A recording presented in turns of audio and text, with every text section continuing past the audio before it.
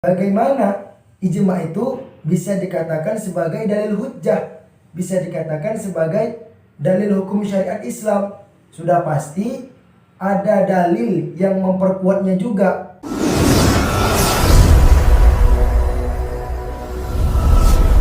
Assalamualaikum warahmatullahi wabarakatuh. Pada kesempatan kali ini kami akan membahas tentang dalil hukum syariat Islam yang ketiga, yaitu ijma. Apakah ijma bisa dikatakan sebagai dalil hukum syariat Islam?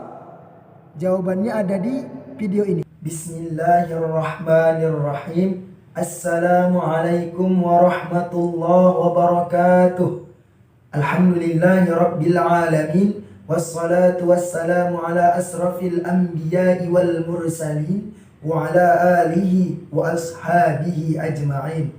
Puji syukur mari kita panjatkan kehadrat Allah Subhanahu wa taala dengan mengucapkan alhamdulillahi rabbil alamin. Kemudian selawat berangkaikan salam mari kita hadiahkan kepada baginda alam, Nabi akhir zaman, Nabi Muhammad sallallahu alaihi wasallam, dengan mengucapkan Allahumma salli ala sayyidina Muhammad wa ala ali sayyidina Muhammad. Semoga dengan memperbanyaknya kita berselawat kepada baginda Rasulullah sallallahu alaihi wasallam, termasuklah kita ke dalam golongan umatnya yang nantinya akan mendapatkan syafaatnya. Amin amin ya rabbal alamin. Baik, di sini saya akan memaparkan tentang hukum syariat Islam yang ketiga, yaitu ijma. Jadi ijma secara bahasa memiliki dua makna atau memiliki dua arti. Yang pertama al-azmu, yang artinya tekad yang kuat. Dan yang kedua yaitu al-ittifaku, yang artinya kesepakatan. Jadi ijma secara bahasa memiliki dua arti. Yang pertama tekad yang kuat, dan yang kedua kesepakatan. Itulah ijma secara bahasa. Kemudian ijma secara istilah yaitu ittifaqul mujtahidin min ummati Muhammad sallallahu alaihi wasallam ba'da wafatihi fi asrin minal usuri ala hukmi syar'iyyin, yaitu kesepakatan yang dilakukan oleh para mujtahidin dari umat baginda Rasulullah sallallahu alaihi wasallam setelah wafatnya beliau pada suatu masa terhadap hukum syariat. Jadi ijma ini disepakati oleh para mujtahidin setelah wafatnya baginda Rasulullah. Tidak mungkin ijma ini disepakati sebelum wafatnya baginda Rasulullah, karena baginda Rasulullah lah tempat bertanya oleh para sahabat tentang hukum syariat Islam. Jadi tidak mungkin ijma ini disepakati sebelum wafatnya baginda Rasulullah. Jadi ijma ini disepakati, dibuat oleh para mujtahidin setelah wafatnya baginda Rasulullah sallallahu alaihi wasallam. Dan ijma ini dibuat, disepakati oleh para mujtahidin. Jadi siapakah para mujtahidin itu? Para mujtahidin itu adalah orang yang memiliki kemampuan untuk memberikan keputusan suatu hukum yang diambil dari dalil-dalilnya. Jadi mujtahidin itu para ulama atau para ahli fatwa yang memiliki kemampuan atau keilmuan yang dapat memberikan pendapat hukumnya. Itulah yang dimaksud dengan mujtahidin. Kemudian ijma ini menempati tingkat hujjah atau menempati dalil hukum syariat Islam yang ketiga. Yang pertama itu Al-Quran, yang kedua As-Sunnah, dan yang ketiga ini ijma, dan yang keempat nanti qiyas. Di sini kita akan membahas tentang ijma. Bagaimana ijma itu bisa dikatakan sebagai dalil hujjah, bisa dikatakan sebagai dalil hukum syariat Islam? Sudah pasti ada dalil yang memperkuatnya juga. Jadi di sini saya akan mengambil dalil yang memperkuat bahwasannya ijma itu adalah dalil hukum syariat Islam. Di sini yang pertama yang saya ambil adalah dalil dari Al-Quran, yaitu yang terdapat di dalam surah An-Nisa ayat ke-59 yang berbunyi, ya ayyuhalladzina amanu atiullaha wa atiur rasul wa uli amri minkum, yang artinya, hai orang-orang yang beriman, taatilah Allah dan Rasulnya dan pemimpin-pemimpin kamu. Di sini kita akan membahas tentang uli amri minkum, pemimpin-pemimpin kamu. Taatilah pemimpin-pemimpin kamu. Jadi kalimat dari uli amri minkum memiliki dua makna. Yang pertama di bagian duniawi, yaitu pemerintahan seperti presiden, gubernur, kepala desa, dan pemerintahan-pemerintahan lainnya.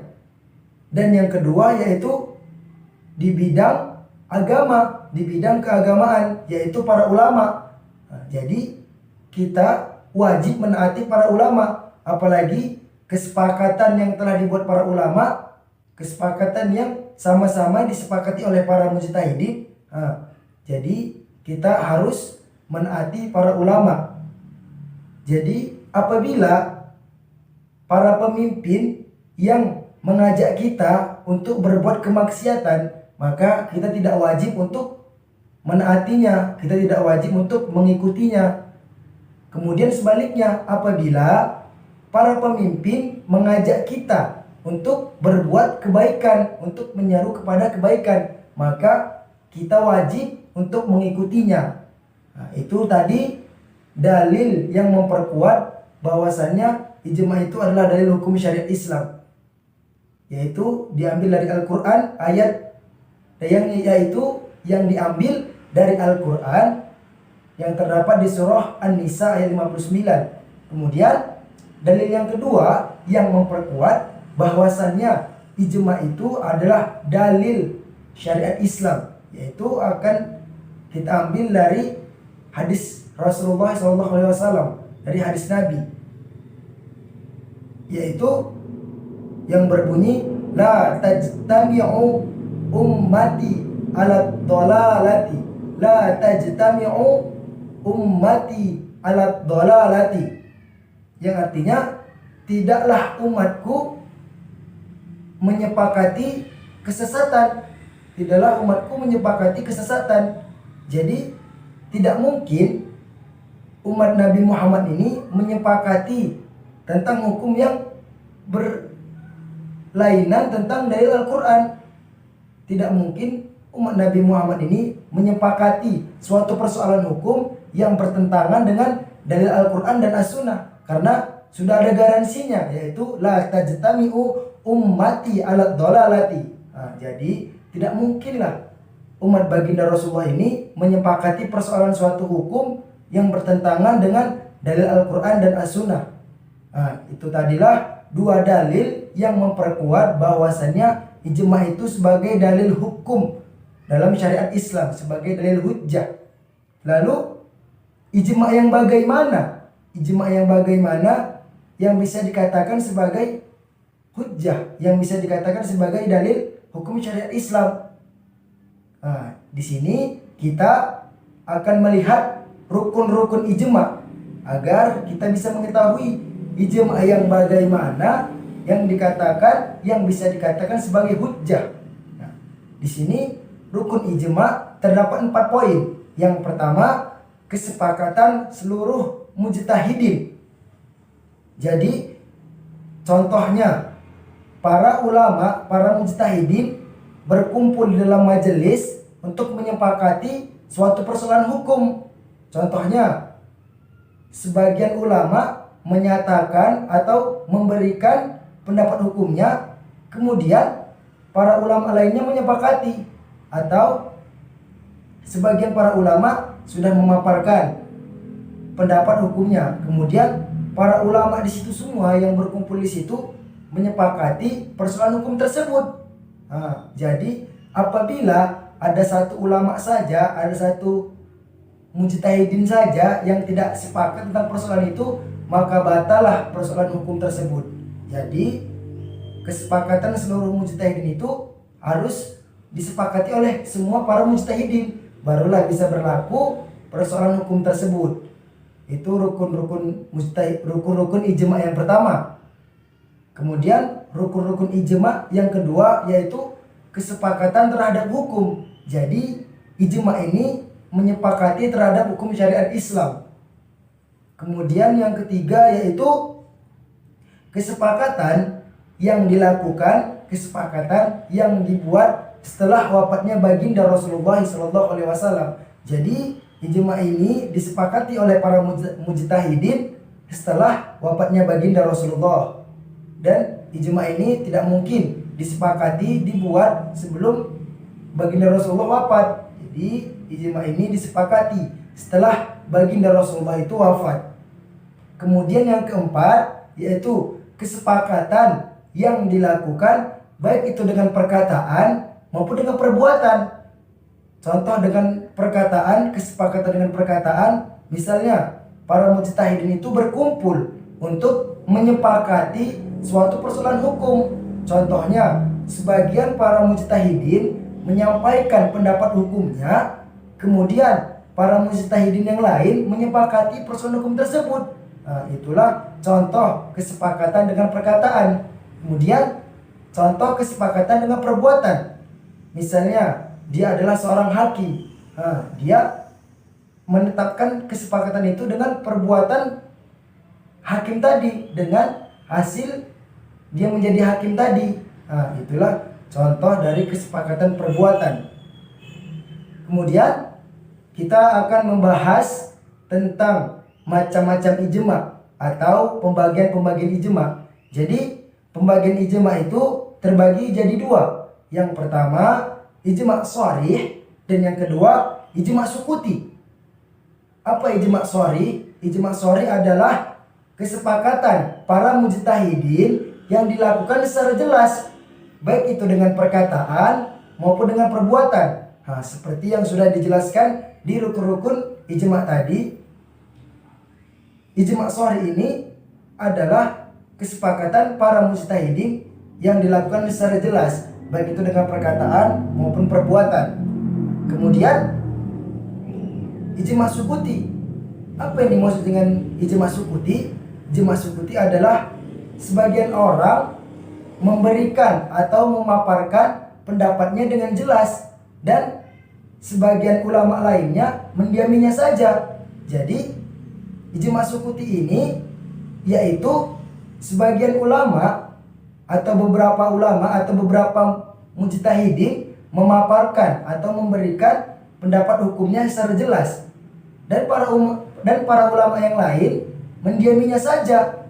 Misalnya di dalam perkumpulan para mujtahidin ada satu atau dua orang mujtahidin yang memberikan pendapat hukumnya dan para mujtahidin yang lain hanya mendiaminya saja.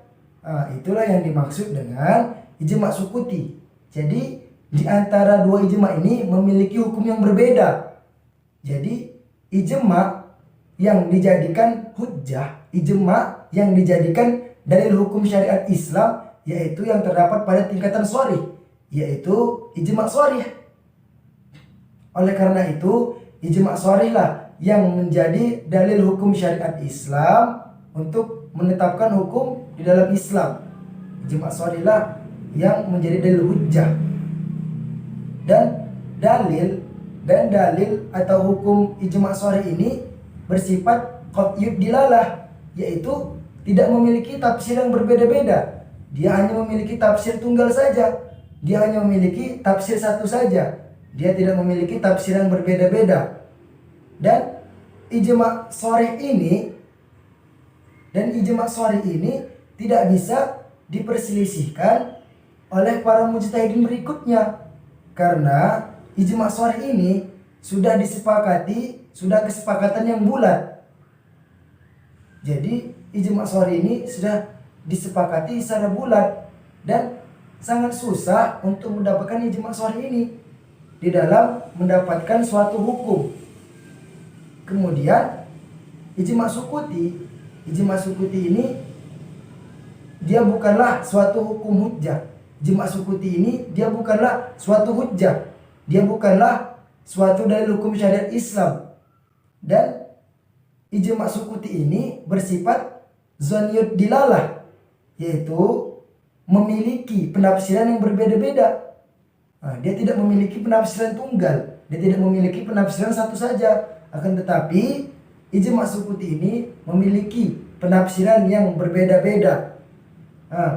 Ini menurut jumhur. Kemudian menurut Hanafiyah, ijma' sukuti ini bisa menjadi hujjah, bisa menjadi dalil hukum syariat Islam, dengan catatan, dengan syarat persoalan yang sudah disepakati oleh sebagian para mujtahidin tadi dipaparkan kembali, diberikan kembali kepada para mujtahidin yang diam tadi. Dan para mujtahidin yang diam tadi menyepakati untuk membahas persoalan suatu hukum tadi, dan tidak ada unsur paksaan untuk para mujtahidin yang diam tadi ketika membahas persoalan hukum tadi lalu dia diam. Ketika persoalan hukum tadi dibahas kembali kepada para mujtahidin yang diam tadi, setelah pembahasan persoalan hukum tadi, para mujtahidin itu tetap diam dengan tujuan dia mengiyakan persoalan hukum tadi. Jadi menurut Hanafiyah, ijma' sukuti ini bisa menjadi dalil hujjah, bisa menjadi dalil hukum syariat Islam, dengan catatan tersebut, dengan syarat-syarat yang sudah disebutkan tadi. Dengan syarat persoalan hukum tadi dipaparkan kembali kepada para mujtahidin yang diam tadi, kemudian dibahaslah persoalan suatu hukum tadi kepada para mujtahidin yang diam tadi. Setelah pembahasan itu selesai, para mujtahidin yang diam tadi tetap diam dengan tujuan mengiyakan. Jadi menurut Hanafiyah, ijma' sukuti ini bisa menjadi dalil hujjah, bisa menjadi dalil hukum syariat Islam.